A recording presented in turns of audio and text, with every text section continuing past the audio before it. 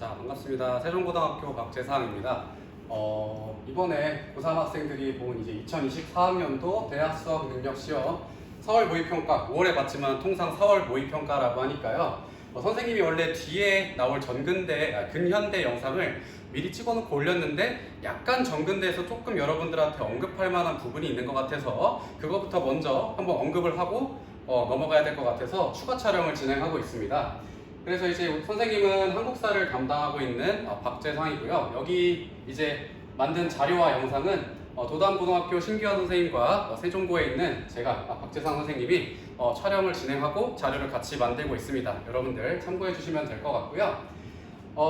선생님이 여기서 언급하고 싶은 건 뭐냐면 이번 서울 모의고사에서 한국사 여러분들 이렇게 어려워하지 않잖아요, 그렇죠? 근데 주목할 만한 점이 하나 있는 것 같아서 여러분들한테 이야기하고 싶습니다. 그게 뭐냐면요, 우리 한국사 단원이 보통 이제 여러분들이 1학년 때 배웠던 게 1단원이 전근대에 대해서 언급하고 있고요. 그리고 2단원부터 4단원까지는 이제 근현대 역사를 언급하고 있다라고 하는 거죠. 그래서 총 20문제 중에 약 5문제가 전근대사에서 나오고요. 특히 이 5문제는 수능과 모의고사에서 보통 어느 시대에서 출제가 됐냐면 여러분들이 이제 기록 이전의 시대다라고 해서 배웠던 선사시대라는 데서 한 문제가 나왔고요. 그리고 이제 삼국시대에서부터 보통은 이제 남북국 시대까지 뭐 한 문제에서 2문제 정도가 출제가 되었었고요. 그리고 고려시대에서 한 문제가 출제가 되고요. 조선 전기 그리고 후기까지 해서 보통은 2문제가 출제됐던 게 굉장히 일반적인 형태였는데요. 그래서 한번 보면요, 이게 작년 수능 문제였거든요. 작년 2023학년도 수능 1번 문제였는데 이렇게 선사시대 문제가 나오고 있죠. 암사동과 빗살무늬토기라는 것을 봤을 때 선사시대 중에서도 이제 신석기 시대를 묻는 문제였었는데 보통은 이렇게 수능 1번, 한국사 수능 1번에서는 선사시대가 나오는 것이 여러분들 용어로 국룰이었어요. 국룰. 근데 이번 2024학년도 대비 4월 모의평가에서는 그 국룰이라고 하는 게 조금 깨진 것 같아요. 왜냐하면은 자, 이제 전근대 시대의 문제인데요. 자, 1번 문제는 삼국시대, 백제를 묻고 있고요. 2번 문제, 이건 고려를 묻고 있는 문제인데요. 자, 그리고 4번 문제에서 또 고려를 묻고 있다라고 하는 거죠. 즉, 고려에서 2문제가 나오는 약간의 기이한 형태, 그리고 조선 후기, 3번의 그 조선 후기 상품화폐 경제의 발달과 관련한 그런 문제, 또는 조선 후기의 서민문화와 관련한 문제가 나왔다라고 하는 거고요. 그리고 선생님이 따로 언급하진 않았지만 이번 시간에 마지막으로 나왔던 조선시대 문제는 바로 남한산성, 즉 병자호란과 관련된 문제. 즉 문제가 어떻게 나왔냐면요, 전근대에서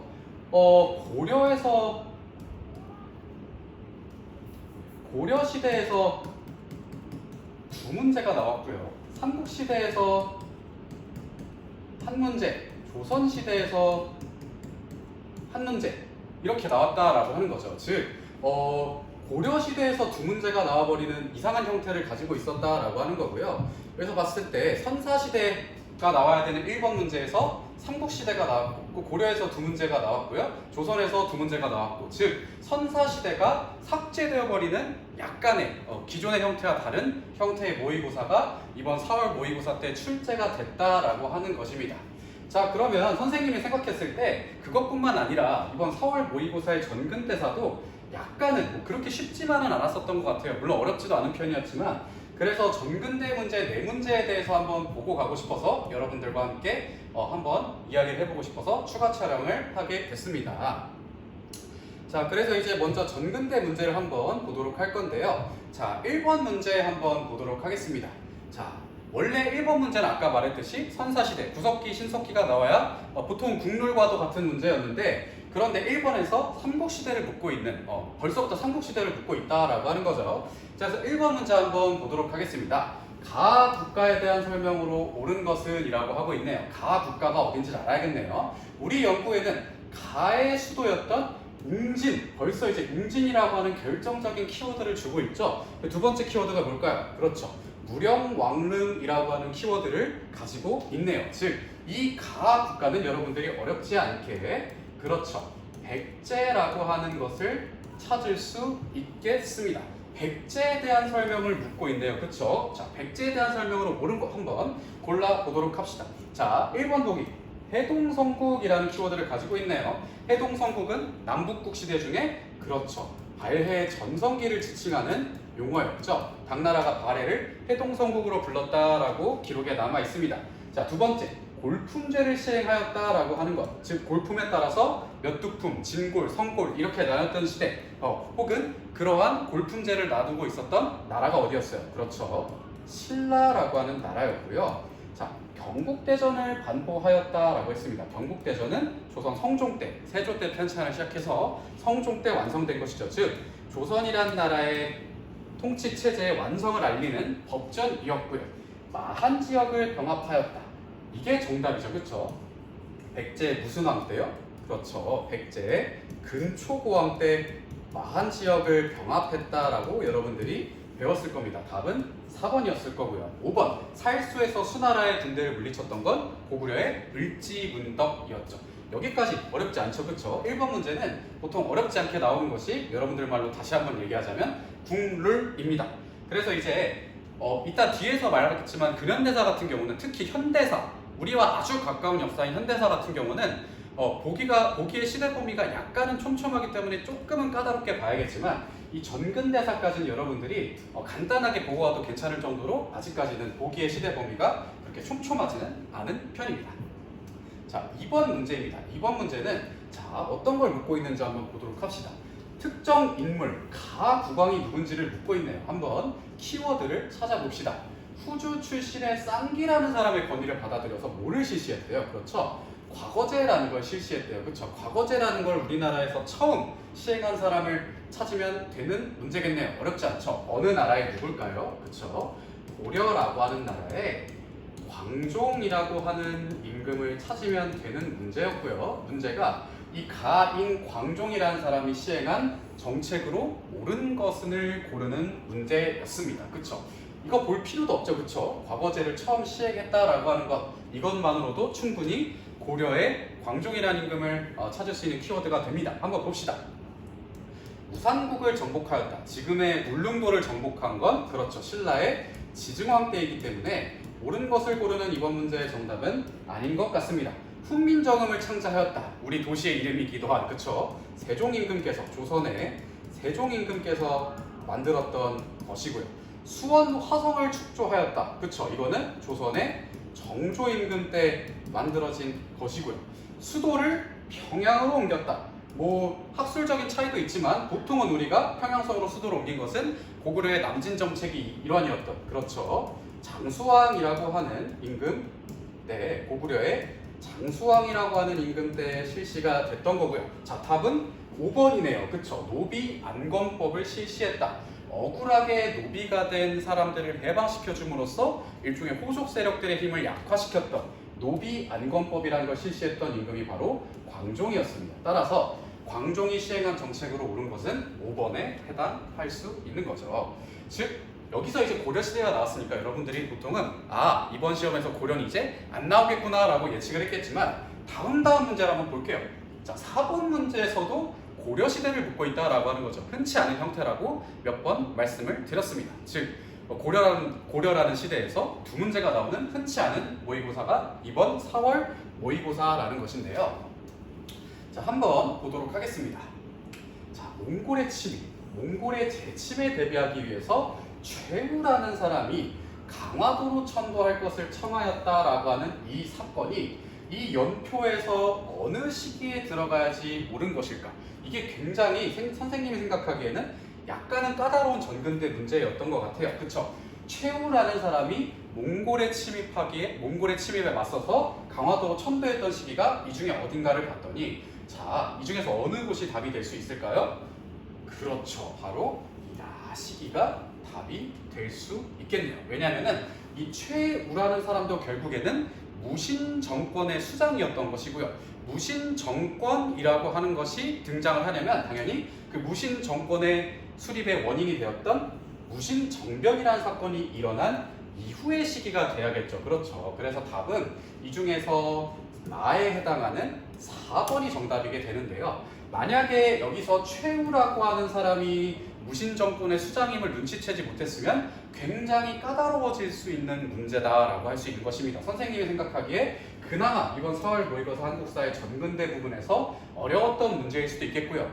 공부를 조금 더 깊게 한 친구들은 고려라는 시대에서 두 문제가 나왔다는 것에서 한 번 더 당황할 수 있었던 그런 문제일 수 있을 것 같습니다. 자, 그래서 여러분들이 수능에서 어떻게 나올지 모르지만 혹시 모르잖아요? 수능에서도 고려가 두 문제가 나올 수 있을지. 그러니까 전근대 부분 여러분들이 시간이 있을 때 한 번쯤 훑어보고 가시는 걸 추천드립니다. 자, 그리고 이건 이제 3번 문제인데요. 이 시기의 경제 상황으로 옳은 것을 묻고 있습니다. 자, 이 시기가 언제인지를 한번 볼게요. 자, 김홍도의 풍속도를 묻고 있는 문제네요. 이 시기에는 특히 이것이 발달했다. 상품 화폐 경제가 발달했던 우리나라의 어느 시기를 묻고 있는 것입니까? 그쵸? 조선 후기를 묻고 있는 문제입니다. 조선 후기를 묻고 있는 문제, 조선 후기의 경제 모습으로 옳은 것을 한번 골라보도록 할게요. 자, 노급이 폐지되었다. 이건 통일신라의 신문왕이라는 사람이 귀족들의 힘을 약화시키기 위해서 노급을 폐지하고 어떤 걸 지급했나요? 그렇죠.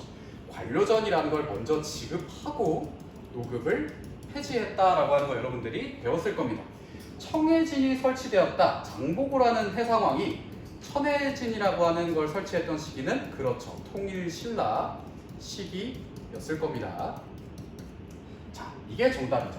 상평통보라고 하는 화폐가 유통되어서 상품을 동전으로 교환하기 시작한, 즉 상품화폐 경제가 발달했다라는 그 키워드 그 자체가 바로 이 상평통보라는 키워드였고요. 전식과 시대가 시행되었던 건 고려시대였을 거고요. 국채보상운동, 우리가 일본으로부터 돈을 많이 빌려서 굉장히 국채에 시달리고 있었던 시기, 그 시기는 바로 일제강점기 이전 시기입니다. 국권 피탈 전후로 이제 시행했던 게 국채보상운동이라는 것일 거고요. 자, 그래서 이제 우리가 전근대 네 문제를 살펴봤고요. 마지막 전근대 문제는 남한산성이라고 하는 그 키워드만 봐도 쉽게 풀 수 있는 문제였기 때문에 굳이 따로 언급을 하지 않았습니다. 다시 한번 정리를 하자면 전근대에서 5문제가 보통 출제가 되는데 선사시대에서 출제가 되는 1번 문제, 이게 여러분들로 말하는 국룰이라고 하는 것이었는데 이 선사시대가 출제되지 않았고요. 어디서 두 문제가 출제됐다? 그렇죠. 고려시대에서 두 문제가 출제되는 특이한 형태를 가지고 있었던 게 바로 이번 모의고사의 전근대 부분이었다라는 거 여러분들한테 한번 언급하고 다음 이제 근현대 문제, 고난이도 문항 몇 문제 풀어보고 마무리하도록 하겠습니다. 몇 가지 이제 킬러 문항이라고 할 수 있는 것만 몇 문제 해설하려고 합니다. 그래서 이렇게 총 7문제로 되어 있고요. 여러분들이 잘 볼 수 있듯이 보통 킬러 문항이라고 할 만한 것들은 근현대사에 몰려 있습니다. 총평을 미리 좀 해보자면은 언제나 그랬듯이 한국사는 그렇게 여러분들의 대학 입시 성적, 수능 성적에 그렇게 크게 영향을 끼치지 않을 만큼 굉장히 쉬운 난이도로 출제가 됩니다. 다만 이제 우리가 그나마 킬러 문항이라고 할 정도의 문항들은 이렇게 근현대사에서 많이 출제가 되고요. 보통 한국사 문항들은 그 문항의 보기의 시대에 그 범위가 굉장히 넓습니다. 하지만 몇몇 문항들은 그 보기의 범위가 굉장히 시대별로 촘촘하게 되어 있는 것도 있기 때문에 그런 문항들을 중심으로 한번 보도록 하겠습니다. 자, 먼저 왔다 갔다 할 거예요. 선생님이 불러줄게요. 자, 먼저 8번 문항입니다. 자, 이 문항은 13도 창군이라고 하는 걸 묻고 있어요. 그럼 어떻게 알 수 있냐?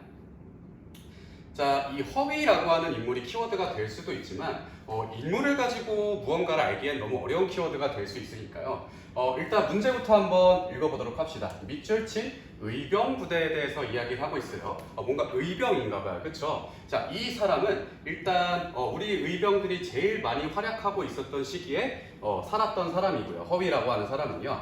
한일의정서 체결에 반대를 하기도 했고요. 자, 여기서 대한제국의 군대가 해산돼서 연천 등지에서 의병 투쟁을 이끌었다라고 보기 속에 있지만 여기에 밑줄 쳐져 있는 건 아니죠. 그죠? 여기서 일단 설명하고 있는 건 정미의병, 즉 군대 해산 군인들이 참가했던 정미의병에서도 활약했던 사람이고요. 그 이후에 이명이라고 하는 사람을 총대적으로 하는 의병 부대에서 활약을 했다라고 되어 있습니다. 그래서 이건 여러분들이 잘 알 수 있는 13도 창의군을 묻는 문제였어요.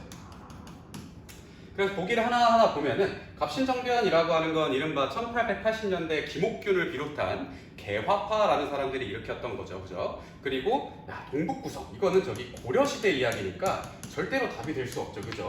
그리고 봉오동 전투 이거는 우리가 일제에게 나라를 뺏기고 나서 1920년대에 무장투쟁을 할 때 홍범도라고 하는 인물이 이끄는 대한독립군이라고 하는 1920년대에 벌어졌던 일이고요. 자, 이게 답이죠. 서울 진공작전. 13도 창의군은 서울 진공작전이라고 하는 키워드가 있기 때문에 반드시 잘 알아두셔야겠고요. 이 조선혁명선언이라고 하는 것은 의열단이라는 단체를 중심으로 신채호라는 사람이 이 조선혁명선언이라고 하는 것을 작성을 해줬었죠. 그죠? 자, 그래서 이 문제에 그렇게 어렵지 않게 13도 창의군이라고 하는 이 키워드만 알고 있다면 어렵지 않게 해결할 수 있는 문제였습니다. 자, 다음 문제 한번 보도록 할게요. 다음 문제는 그리고 여러분들 만든 교육청에 올라가 있는 해설지에 방금 푼 문항과 유사한 기출 문항들이 있으니까요. 그것도 한번 같이 확인해 보시면 좋을 것 같습니다.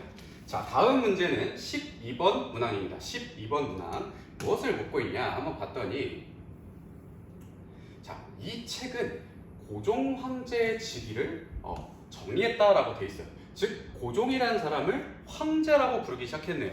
우리 조선이라고 하는 나라는 중국과의 조공채권 관계 혹은 사대 관계 때문에 스스로 황제를 칭할 수가 없는 나라였죠. 그런데 우리가 개화기, 개항기를 거치면서 국제관계가 19세기쯤 해가지고 국제관계가 복잡해지면서 우리가 20세기 말 19세기 말이죠. 19세기 말 정도 되면은 우리가 대한제국이라고 하는 걸 고종이 만들면서 스스로 황제를 치겠다라고 하는 것을 우리가 학교 다닐 때 배웠었죠. 그죠? 1학년 때 배웠었죠. 한국사 시간에. 그래서 이제 고종의 황제라는 키워드만 보고도 이 가라고 하는 나라는 가 정부는 바로 대한제국이다라고 하는 걸 알 수 있습니다. 자, 그럼 우리가 이제 답을 한번 찾아볼까요? 대한제국 정부라는 이 정부가 실시한 정책으로 옳은 것. 자, 우선 별무반이라고 하는 거. 아까도 마찬가지로 별무반은 무슨 시대예요? 그죠? 고려시대에 여진족을 정복하기 위해서 만든 기구였었죠. 그죠? 자, 그리고 3번 통리기무하는 1880년대에 정책을 이끌었던 그런 기관이었고요. 자, 교육입국조서라고 하는 것은 이보다 이전에 가보 2차 개혁 때 벌어졌던 일이었고요. 국가총동원법이라고 하는 건 일제강점기 말기에 이제 일본 제국이 패망을 하기 거의 직전에 국가의 식민지의 모든 정책을 동원했던 그런 것들이 바로 국가총동원법이었죠. 그렇죠. 답은 1번 지계라고 하는 것을 발급을 해서요. 여러분들이 고등학교 1학년 교과서에서 봤을 거예요. 이 지계라고 하는 것이 굉장히 큰 의미를 가지고 있었다. 근대적 토지 소유 관계를 확립했다라고 하는 의의가 있었다라고 하는 것. 대한제국의 이 지계 정책 중요하고요. 또 여기서 이제 굳이 따지자면 이 환구단에서 즉위시를 한 것, 이것도 이제 대한제국을 찾을 수 있는 좋은 키워드입니다. 그죠? 이 대한제국에서 실시한 개혁을 뭐라고 했었죠? 고종 황제의 연호를 따서 그쵸? 광무개혁이라고 부르기도 했었다라는 것까지 여러분들이 챙겨가시면 큰 문제가 없을 것 같습니다. 자, 그래서 이제 해설지 5쪽에 보면은 이제 굉장히 이 대한제국은 자주 기출이 되는 부분이기 때문에 한번 수능 보기 전에 한번 보고 가시면 굉장히 좋을 것 같아요. 자, 그리고 16번으로 한번 가보도록 하겠습니다. 이제 현대로 넘어갔는데요. 여기서 이제 한번 키워드를 찾아보죠. 자, 연설물이래요. 그죠? 다음 연설이 행해진 정부의 통일 노력으로 옳은 것은, 자, 오랜만에 통일 정책이 나왔습니다. 그죠? 통일 정책 한번 정리를 해보자면은 보통은 이제 우리가 한국 전쟁이 벌어지고 나서 박정희 정부 때부터 한번 보도록 할게요. 자, 먼저 통일 정책이라고 하는 건 박정희 정부 때 그렇죠. 7.4 남북 공동성명이라는 걸 통해서 통일이라고 하는 걸 이야기했지만 북한이든 남한이든 이 이후로 서로의 정권 유지 수단이 됐다라고 하는 거고요. 전두환 정부 때는 특히 뭐가 없었어요. 그렇죠? 이때부터 노태우 정부 때부터는 남북 기본 합의서라고 하는 게 발효가 됐었고요. 그리고 나서 이제 김영삼 정부를 거쳐서 김대중 대통령 때 이른바 햇볕 정책 또 중요한 키워드인 남북 정상회담이 남북의 정상, 남한의 대통령과 북한의 국방위원장이었던 김정일이 처음 만나게 되는 정상회담이라고 하는 게 이때 처음 일어났고요. 그리고 이제 노무현 대통령 때 이른바 14선언이라고 하는 걸 통해서 다시 한번 통일의 의지를 확고히 했다라고 하는 것. 통일 정책은 이 정도만 알아도 수능에서 문제 푸는데 큰 지장이 없습니다. 자, 한번 찾아보도록 하겠습니다. 자, 먼저 정전협정을 체결하였다. 자, 이거. 자, 그러니까 이제 이 문제의 키워드는 뭐냐면은 남북 화해를 위한 햇볕 정책이라고 되어 있었죠.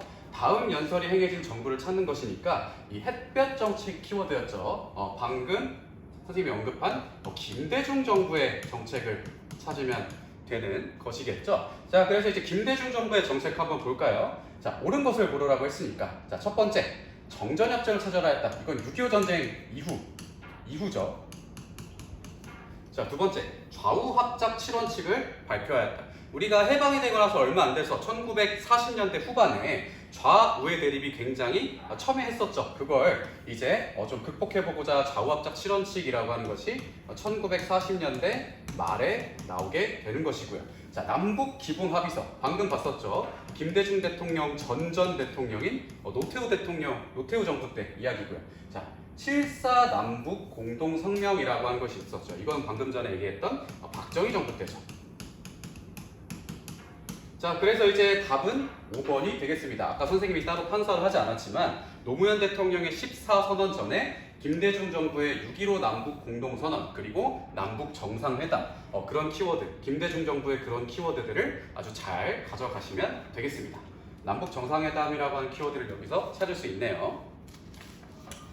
자, 다음으로 넘어가 보도록 하겠습니다. 다음 문항은 이제 마지막 문항이었던 20번 문항입니다.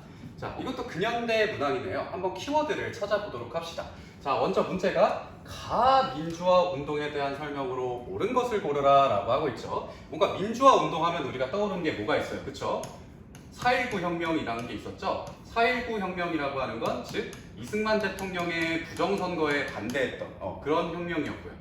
자, 우리가 또 유명한 게 뭐냐, 지금 선생님이 강의를 찍는 이 시점이 거의 그 기념일의 목전에 다가와 있죠. 5.18 민주화 운동, 광주에서 일어났었던 5.18 민주화 운동이라는 게 있었고요. 1980년이었죠.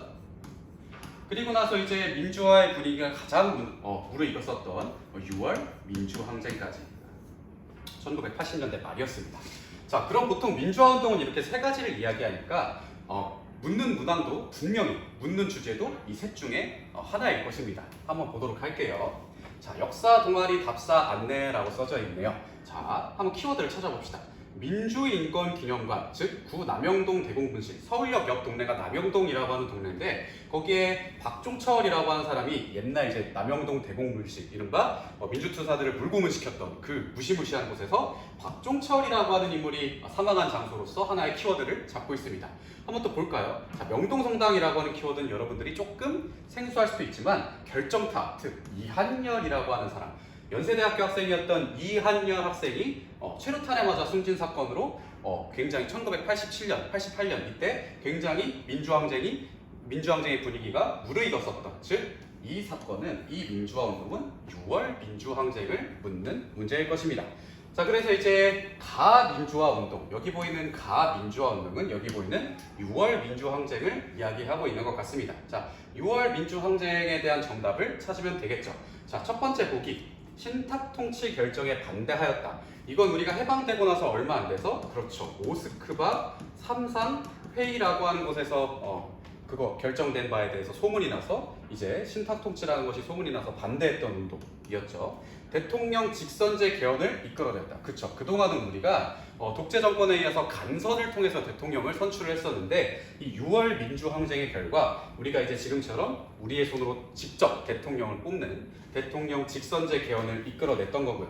자, 3.15 부정선거가 원인에 대해서 일어났던 사건은 어떤 것입니까? 그렇죠, 이승만 대통령이 하야하게 되는 4.19 혁명이라는 사건이었을 거고요. 그렇죠. 자, 계엄군의 진입에 맞서 시민군을 조직했던 사건은 뭐예요? 그쵸? 여기 보이는 5.18 민주화 운동이 그것에 해당을 하겠죠.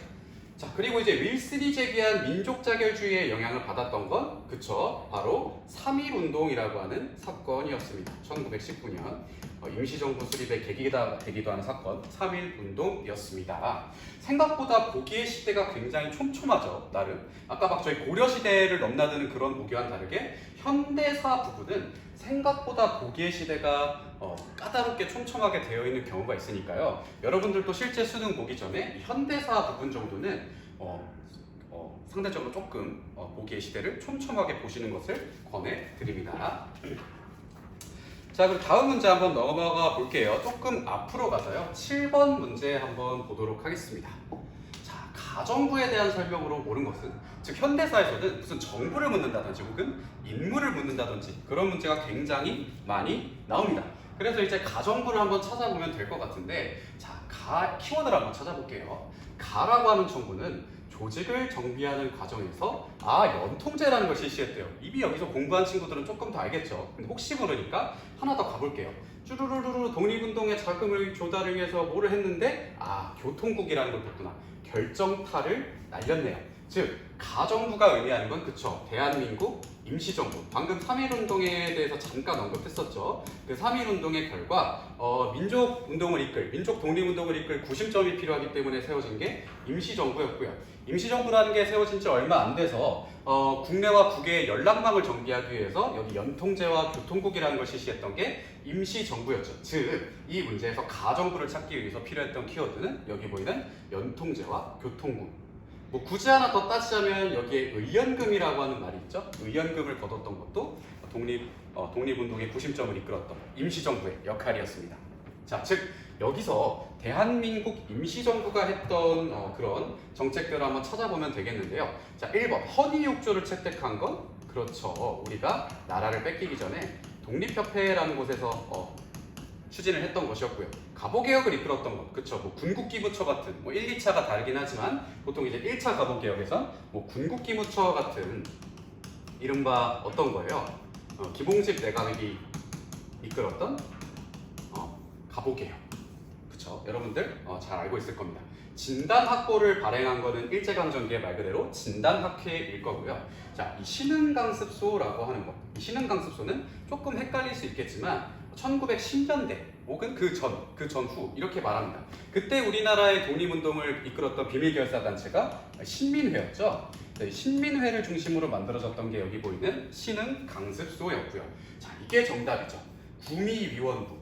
미국에서 연락을 담당했던, 임시정부의 연락을 담당했던 구미위원부를 설치했던 것, 이승만이라는 사람을 중심으로 설치했던 구미위원부, 이게 바로 가정부, 즉 임시정부가 했던 정책의 옳은 답이겠죠. 어려운 문제가 아니었습니다.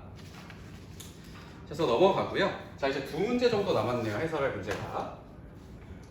자, 넘어가서요. 14번으로 한번 가보도록 하겠습니다. 자, 키워드를 한번 찾아봅시다. 뭔가 농지개혁이라고 하는 키워드가 나오고 있네요. 뭔가 이승만 정부 때 했던 이야기겠구나라고 할 수 있겠죠. 자, 여기서 결정적인 거. 50총선을 통해 구성된 국회. 그쵸? 50총선을 통해서 우리나라의 헌법을 만들기 위한 국회를 구성했었죠. 이때 만들어진 국회는 밑줄친 국회는 바로 뭐예요? 밑줄친 국회는 바로 뭐예요? 맞죠? 재헌국회라고 할 수 있겠습니다. 6.25 전쟁이 터지기 전에 만들어졌던 재헌국회라고 하는 것으로 이제 알 수 있는데요. 자, 재헌국회가 했던 정책 한번 찾아보도록 합시다. 자, 2번 보기부터 먼저 볼게요. 홍범 14조. 아까부터 계속 가보개혁 문제가 많이 나오고 있죠. 뭔가 쎄합니다. 수능에서도 가보개혁이 굉장히 잘 나오거든요. 이것은 가보 2차 개혁이었죠. 그쵸? 자, 발췌개헌안이라고 하는 걸 통과시킨 건 언제입니까? 그쵸. 이 재헌국회 이후에 이승만 대통령의 2대 국회에서 했던 일이었고요. 만민공동회, 방금 전에 봤었던 독립협회, 나라 뺏기기 전에 독립협회에서 실시됐던 일이었고요. 대한국국제는 방금 전에 봤던 광무개혁 혹은 대한제국이라고 할 수 있겠어요. 즉 답은 약간 까다로운 보기일 수 있는 반민특위였습니다. 반민족행위특별조사위원회의 약칭 반민특위였는데요. 즉 우리가 나라를 뺏겼을 당시에 일본으로부터 나라를 뺏겼던 일제시대 당시에 우리 반민족 행위를 저질렀던, 즉 친일 행위를 저질렀던 사람들을 조사해서 색출해내서 합당한 처벌을 내리기 위해 만들었던 이 반민특위라고 하는 것이 이 재헌국회에서 만들어졌죠. 물론 잘 시행되지는 않았지만요. 그래서 반민특위라고 하는 키워드 한번 잘 봤으면 좋겠습니다. 방금 전에도 말했듯이 현대사는 은근히 보기의 범위가 조금 촘촘해요. 촘촘해져 봤자 그냥 저기 1900년대 안에서 노는 거지만, 여러분들도 잘 알고 있듯이 우리 한국사 교육과정에서 그 1900년대에 굉장히 다양한 사건을 갖고 있어요. 그쵸? 그래서 우리가 현대사라고 부르고 있잖아요. 그래서 생각보다 보기의 범위가 전근대라든지 아니면 혹은 개항기, 개화기보다는 조금 촘촘할 수 있으니까 약간은 까다롭게 보고 들어가시는 걸 추천드립니다. 자, 마지막으로 해설할 문제는 바로 여기 보이는 5번 문제입니다. 5번 문제는 자, 이제 어떤 키워드를 가지고 있나 한번 보도록 하겠습니다. 자, 문제가 가조약이라고 되어 있네요. 가조약. 어떤 조약에 대해서 묻고 있네요. 그쵸? 자, 연구당의 예터로 이런 얘기를 하고 있는데, 여기서 키워드가 되는 한 문장은 바로 조선이 외국과 맺은 최초의 근대적 조약이었다. 그쵸? 여기서 이미 공부한 친구들은 뭔지 눈치를 채야죠. 다만 이제 여기서부터 모르겠다. 키워드가 2개 더 남아있어요. 해안 측량권과 영사재판권이라고 하는 권한은 우리가 내주었던, 우리가 외국과 맺은 최초의 근대적 조약, 일본과 맺었던 강화도 조약이었죠. 그래서 이제 강화도 조약이라고 하는 키워드를 토대로 이 강화도 조약에 대한 설명으로 옳은 것을 고르면 되겠는데요. 자, 첫 번째 한번 보도록 합시다. 최혜국 대우를 규정하였다. 이거는 미국과 체결했던 조미수호 통상조약 때 처음 체결했던 것이고요. 이 이후에 우리가 일본에게도 조일 통상장정이라고 하는 1883년에 맺는 조약, 그것을 통해서 우리가 일본에 최혜국 대우를 넘겨주기도 하죠. 최혜국 대우라고 하는 게 뭐예요, 여러분들? 쉽게 말하면은 어떤 한 나라가 최혜국 대우의 권한을 가지고 있으면 말 그대로 최대 혜택을 받는 나라가 되어야 된다라고 하는 것이었죠. 그쵸? 그래서 굉장히 열강들이 다른 침략 식민지들한테 굉장히 많이 뜯어냈던 권리기도 했고요. 자, 통감부가 설치되는 근거가 되었다. 이 통감부는 결국에는 을사늑약이라고 하는, 우리가 외교권이라고 하는 걸 일본에게 뺏기면서 을사늑약 때 우리나라에 설치했던, 우리의 외교를 간섭하기 위해 설치했던 통감부라고 하는 것, 이것은 일사늑약이라는 걸 통해서 설치가 됐던 거고요. 자, 답은 3번이죠. 일본이 의도적으로 운요 사건이라는 걸 일으켜서 강화도 조약을 거의 강제적으로 체결하게 되게 되는 거고요. 자, 이건 조금 이제 시대를 넘나들기 시작했죠. 그죠? 장용영이라고 하는 건, 그쵸, 조선 정조임금 때 벌어졌던 일이고요. 이 임술농민 봉기라고 하는 건 거의 조선 말기에 이른바 삼정의 문란이라고 하는 전정, 군정, 환곡이라고 하는 이 삼정의 문란이라고 하는 사건을 배경으로 해서 일어났던, 홍경래난 이후에 일어났던 임술농민 봉기라고 하는 것이 있을 수 있고요. 이것은 오답이겠죠. 자, 그래서 이제 선생님이 준비한 문항들은 모두 해설을 했고요. 몇 가지 이야기를 한번 해보자면은 여러분들이 눈치를 챘겠듯이 한국사에서 그나마 킬러 문항이라고 하는 건 이 근현대에서 거의 대부분 나오게 됩니다. 우리 한국사 교육 과정상 근현대가 무려 한국사 4단원 중에 3단원이기 때문에 반드시 여러분들이 근현대사만큼은 조금 꼼꼼하게 보고 들어갈 필요가 있고요. 특히 이 3단원과 4단원에 단원에 해당하는 현대 부분은 보기의 시대 범위가 굉장히 촘촘할 수 있기 때문에 방심하지 말고 수능 보기 전에 쉬는 시간이라든지 그럴 때 한번 여러분들이 스스로 정리한 것이라든지 아니면 학교 다닐 때 선생님들이 주셨던 학습지 같은 거 한번 보고 정리하고 수능 보고 들어가시면 되겠습니다. 자, 그럼 다음에 6월 모의고사 때 한국사 해설로 다시 만나도록 하겠습니다. 세종고등학교 박재상이었습니다. 빠이.